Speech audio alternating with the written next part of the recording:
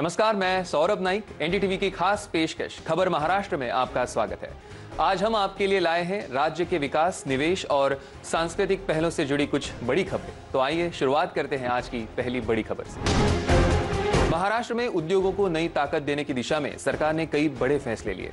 मुख्यमंत्री देवेंद्र फडणवीस की अध्यक्षता में हुई उद्योग विभाग की मंत्रिमंडल उपसमिति की बैठक में कई अहम निर्णय लिए गए।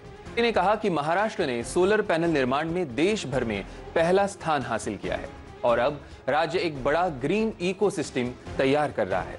उन्होंने नए ग्रीन स्टील सेक्टर के लिए पॉलिसी बनाने वाली एक समिति के गठन की घोषणा भी की। इसके साथ ही कृषि और फूड प्रोसेसिंग इंडस्ट्री को बढ़ावा देने के लिए बड़ी इंडस्ट्रीज को फंड देने का फैसला लिया गया। विदर्भ और मराठवाड़ा की टेक्सटाइल इंडस्ट्री को भी अब राहत मिलेगी। बिजली शुल्क की छूट अब इंडस्ट्रियल सब्सिडी से नहीं काटी जाएगी। पुणे जिले के खेड़ तालुका को ए और सी कैटेगरी में शामिल कर लिया गया।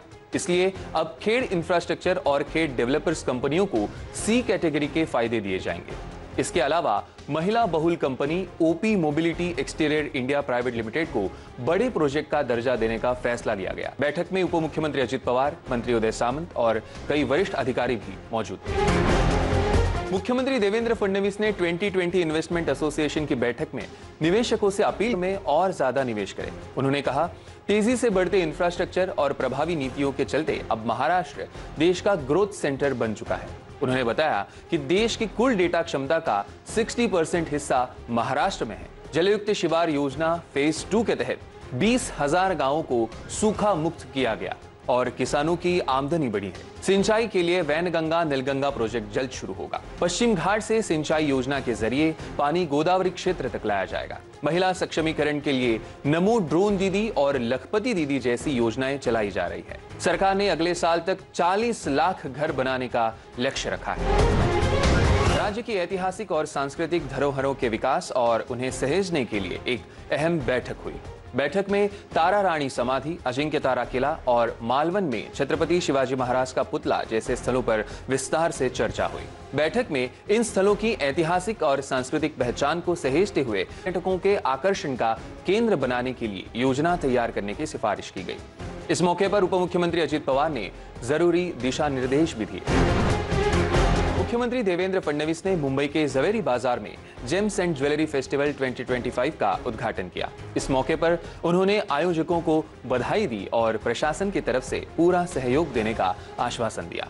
मुख्यमंत्री ने कहा कि जवेरी बाजार जेम्स और ज्वेलरी बिजनेस का केंद्र है और यहाँ की कारीगरी पूरी दुनिया में मशहूर है। उन्होंने बताया कि इंडिया गोल्ड मेटावर्स के साथ हुए समझौते से इस क्षेत्र में नई तकनीक आएगी। फडणवीस ने व्यापारियों से कहा कि वे अपनी क्षमता बढ़ाते रहें क्योंकि इस क्षेत्र का भारत की निर्यात में बड़ा योगदान है। आजकल टैरिफ की बात चल रही है और लोग सोच रहे हैं कि हमारे रत्नों और आभूषणों की इंडस्ट्री पर इसका क्या परिणाम होगा। मुझे विश्वास है हमारे प्रधानमंत्री जी ने हमें जो संदेश दिया है कि इस प्रकार की आपत्ति जब आती है तो वो आपत्ति नहीं होती, वो अपॉर्चुनिटी होती है।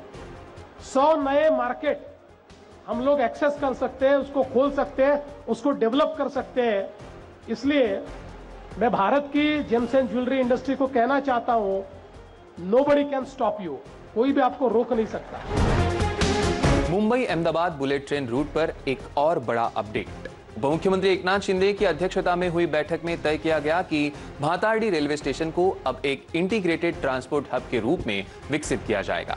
महारेल ने इस स्टेशन को ठाणे, कोपर रेलवे स्टेशन और तलोजा मेट्रो से जोड़ने का प्रस्ताव पेश किया है। उप मुख्यमंत्री ने हाई स्पीड रेलवे प्राधिकरण को यह प्रस्ताव रेलवे मंत्रालय तक भेजने के निर्देश दिए। इससे यात्रियों के लिए भातारडी स्टेशन पर पहुंचना और भी आसान हो जाएगा।